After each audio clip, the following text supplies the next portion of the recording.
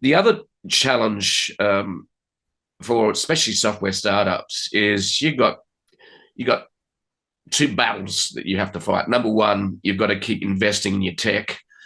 Okay, so for example, it's got to get to that, being very, very usable, robust, easy to use, so on. Um, the other battle is actually market share, and that is where, and there's a tension with a startup, isn't it, in terms of how much more money do I need to keep doing both? In other words, keep developing the technology, and that's going to go on forever because technology keeps changing and the competitors are going to enter the market as well. The other side is, okay, how can I dominate my industry? How do you see those two, and what is your approach to that in terms of fundraising and growth? Yeah.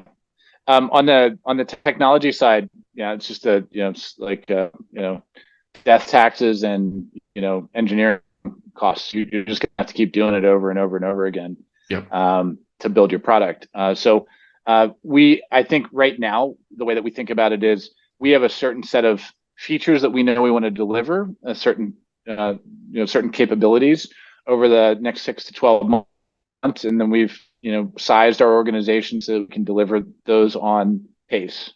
As far as sales is concerned, there is kind of a holy grail here in the world of PLG software, product-led growth software.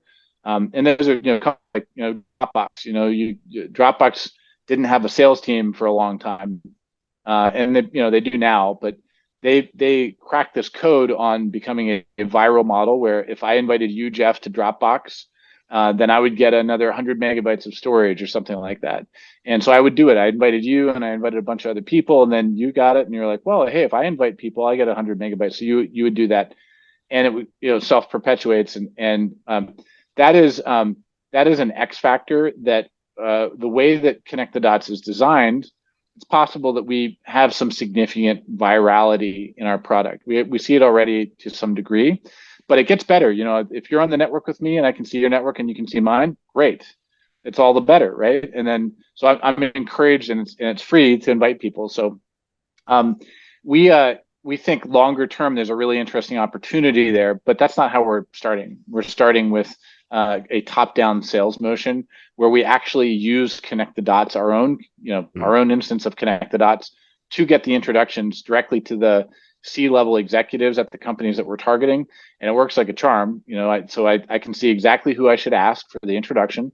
I ask that person for the introduction. They make the introduction. I'm on the call with the CEO of that company, and then we spend about 30 minutes having a conversation about how they can unlock the power of their network for their company. They're very intrigued by it, and then we're off to the races. We have an opportunity for it to close the transaction then, and that is how we are growing right now. My Mm-hmm. guess is what we will do over time is we will scale that sales organization. So we'll have, we'll keep adding more salespeople that are doing that top-down sales motion, and then we're also going to keep working on the PLG motion to make it easier and more powerful and more rewarding for everybody to invite their networks to participate, because that becomes a viral growth element to how our sales can grow.